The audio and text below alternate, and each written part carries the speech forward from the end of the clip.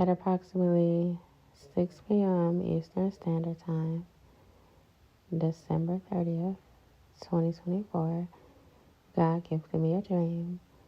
And before the dream started, my daughter went to go get her hair done. And so in the dream, I was in a tan Bentley truck inside of the maintenance place so that some work could be done on the vehicle. And in the dream, I was not aware that this was my vehicle. I just knew that I was driving. And my brother was in the passenger seat, my mom was in the back seat, and one of her demons was in the back seat. But this demon was disguised as a new friend, as a human new friend. And every time I looked up inside of the vehicle maintenance place, different parts of the vehicle started leaving. So first the windows were gone, then the doors were gone, and then I'm like, okay, this is not a Jeep, so I'm not familiar with the Bentley truck, but I know for a fact that the doors don't come off like a Jeep. And so the demon like, the doors are right there on the floor. And then the doors started disappearing, and then everything just kept disappearing. The roof disappeared, the front of the vehicle disappeared, and to the point where only the seats was left. And then at that point, I had noticed that I had dropped both of my phones because of the demon, and both of my phones, because I have two phones, they had cracked in the back, and the camera had cracked, and I was like, oh, okay. Well, God in Waking Life did tell me yesterday that he was going to give me 2 new iPhones next year when the phones come out, which it will be this year when this is posted. And so in the dream, I'm like, well, at least I'm about to get new phones. You know, God often destroys things before he give us new things. So that's how I am in Waking Life. Like, I don't get upset about anything because I know that it's a reason that it happened, and God is going to replace everything that I need.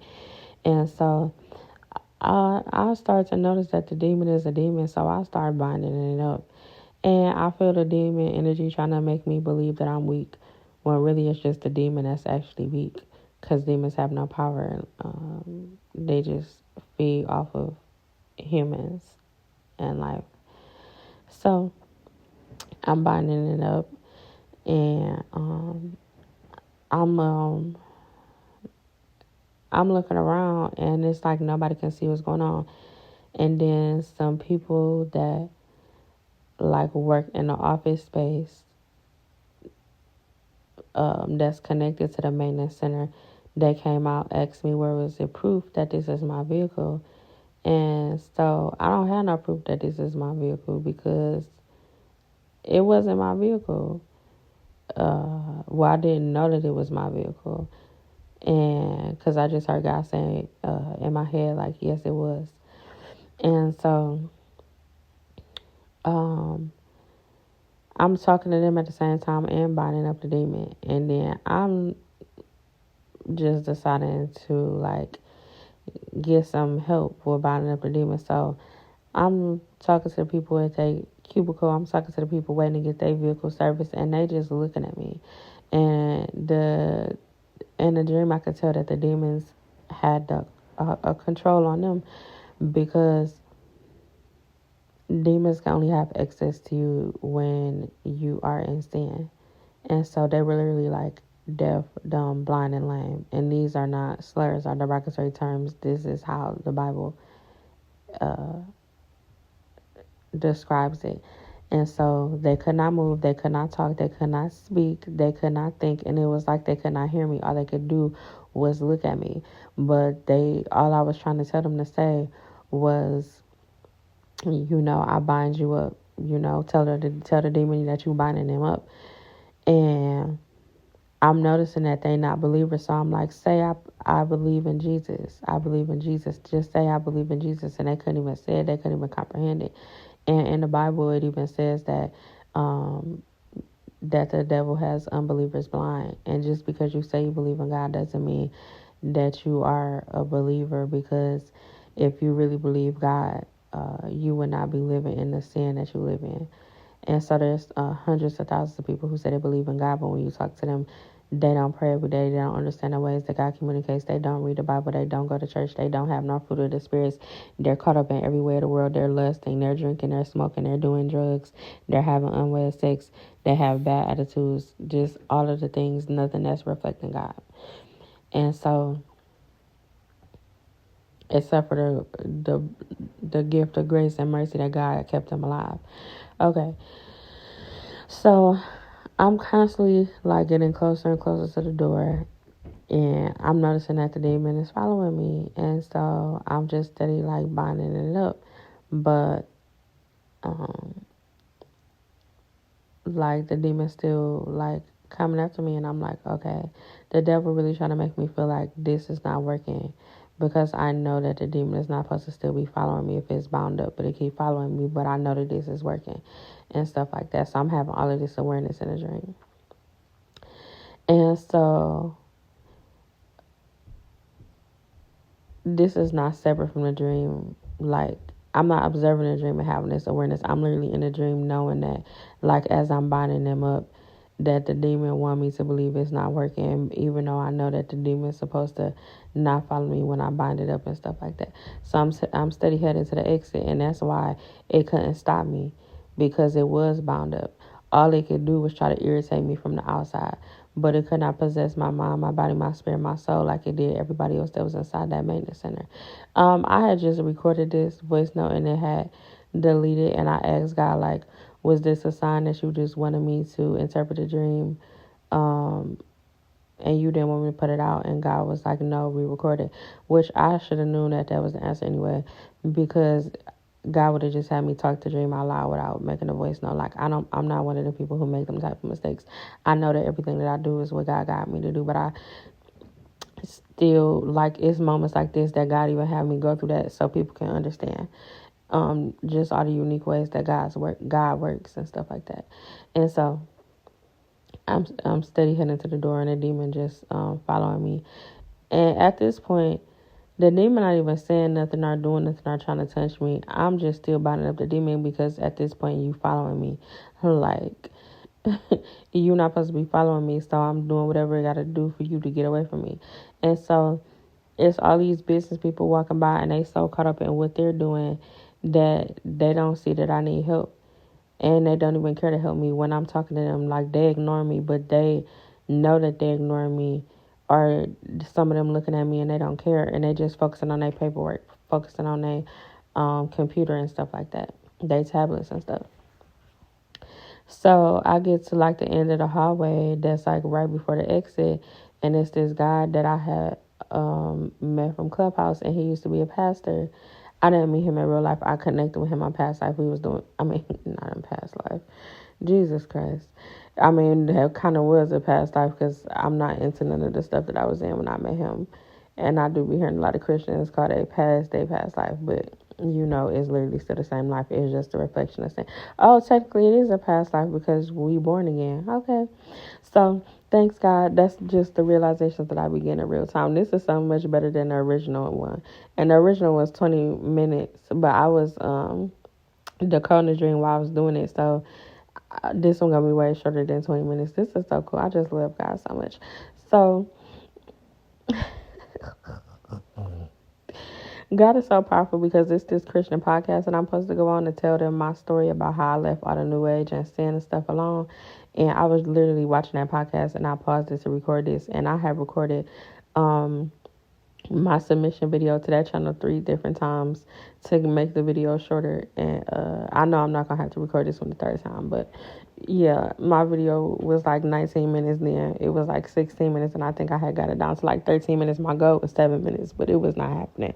But anywho, it's just so powerful too, because the man name who hosts that podcast is connected to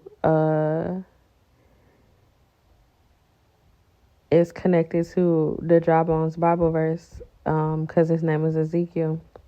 And the Dry Bones Bible verse is in Ezekiel, and the numbers of the Ezekiel Dry Bones Bible verse is the exact same numbers as my daughter's brand new apartment. And God had reminded me of that Dry Bones Bible verse 2 weeks before she moved here. You can go to my testimonies and go to God Sent Me to Jail, because that's how I literally found out. That's when God reminded me about the Ezekiel dry bones Bible verse, because somebody in the jail had dry bones on their socks. So you can go listen to that full story about how God sent me to jail. Very powerful story. Okay, so back to the dream. So the person was there that I was doing poetry with on Clubhouse and stuff like that. And I'm telling him, like, bind up the demon. So he bind up the demon, and then he started telling the demon his life story. And I'm like, bind up the demon. Like, you don't need to tell the demon your life story. And he said he's just telling the demon his life story. So I'm like, okay, well, the demon is focused on him. So I'm walking to the door, and then next thing I know, like, this guy up here to the right of me, and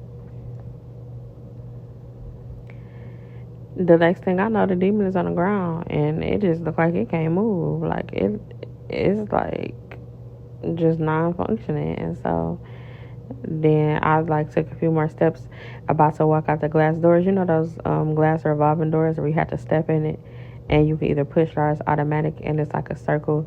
It's like 4 spaces, and then like you will finally be outside. It was those type of doors. And right before I got to them doors, the dream ended, and it was so perfect because my daughter called me, and she was coloring her hair extensions for a hairstyle that she doing for New Year's Eve, and she was panicking because the bleach was blue.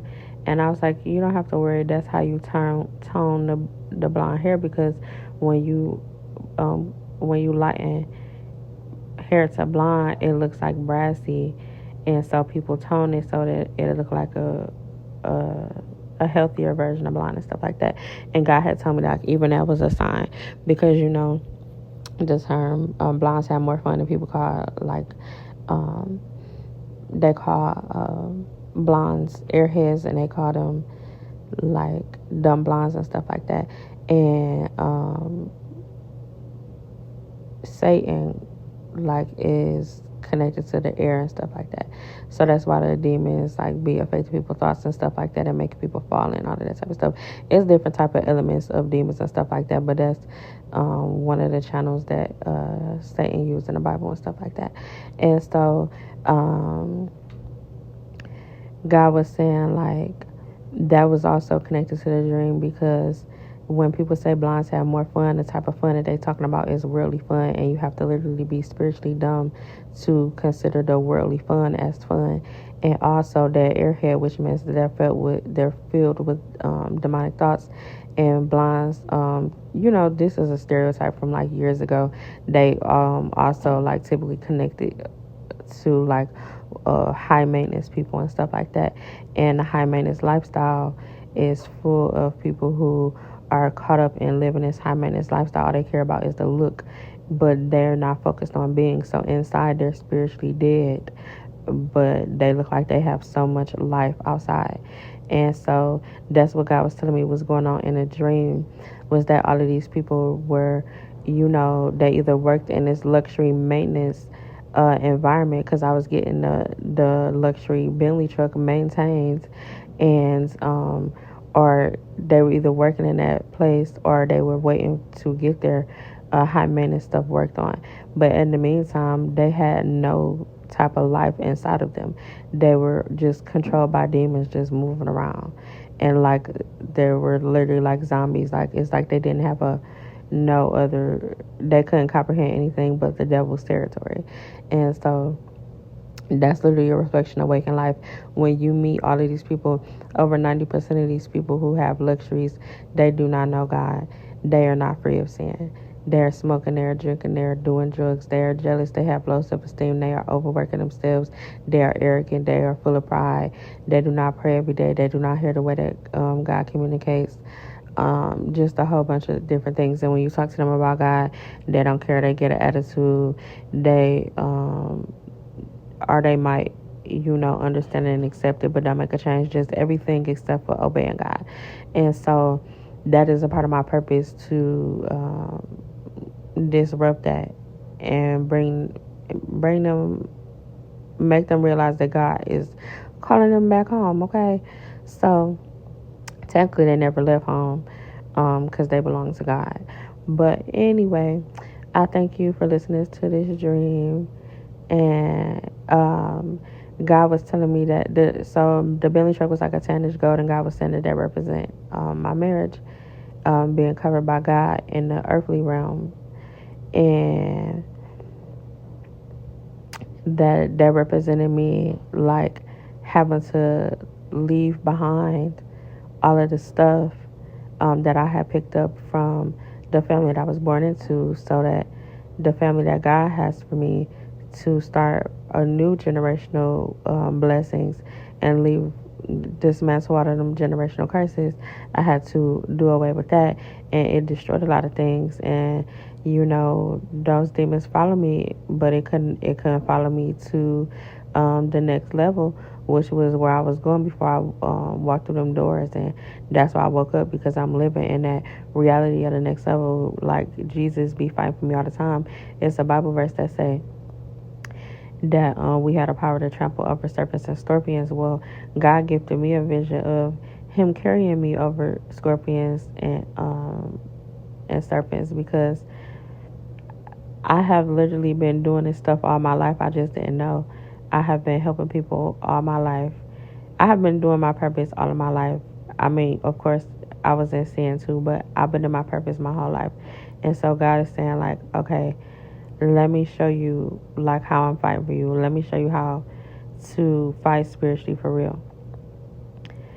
Because I was very sarcastic. I used to fight with my words, and that's how you fight with your words. uh, I mean, really, I'm so pure now that my existence is the winning of the battle as well, because I'm so purified that demons can't affect me how they affect other people and stuff like that. So yeah, I believe I covered everything in a dream. Oh, in a dream, now waking life, my daughter went to go get the stuff right here on her own, but in a dream, I had to go pick her up. And so that was so significant that she called me as soon as the dream was, because it's like I was heading to her. But like, this is just so powerful. Like, it represents like my daughter is already outside of that demonic maintenance place, because me and my daughter was actually just talking about earlier that like she realized that everything that people think is fun is not really as fun as they make it seem, and how they doing it just because they hurt and they trying to like suppress stuff and stuff like that. And my daughter is 20 years old, so that's very beautiful for her to realize that at such a young age, because definitely didn't know anything about that at this age. So God had been telling me like I didn't have to teach my daughter certain stuff, because God had her life planned and directed and stuff like that. And she had reminded me of that like 2 weeks ago, and I thought it was so beautiful, because as parents, we didn't go to God as much as we should, and so we try to protect our kids for some things that they was never going to experience. And God kept telling me like I have her, and there was so many things that I didn't have to teach her that was naturally in her, and it's just so impressive. And so, yep, that's everything. Now, the person who subdued the demon was Jesus in a dream, and so I love you, and I thank you. Oh, one more thing. My mom and my dad, they wanted a rose race before my father died, and I had told him I was gonna buy him one, and God was saying like them not being consistent with God. They only went to church a few times. They was not reading their Bible. They went from millionaire drug dealers to drug addicts, and they was my father was physically abusive to my mother for 40 years, ever since she had my brother, actually before that. And he was very verbally abusive, and they was doing drugs.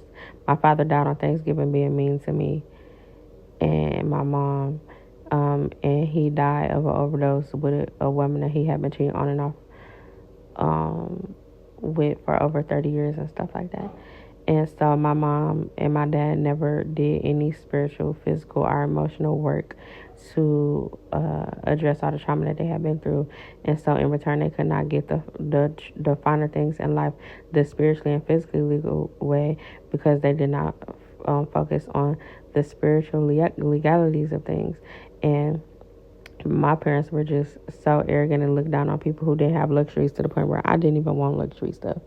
It's so interesting that this message is 20 minutes like the last one, but it have like more detail in it. This is so powerful. Like, it's the same amount of time. Everything is a message. God is so fire. It have like more messages in it and more substance in it.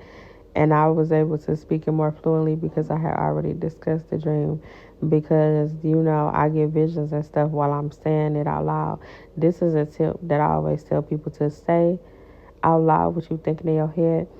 When it comes to things that's making you feel upset and things that's beautiful and dreams, because you get more clarity and understanding when you say stuff out loud.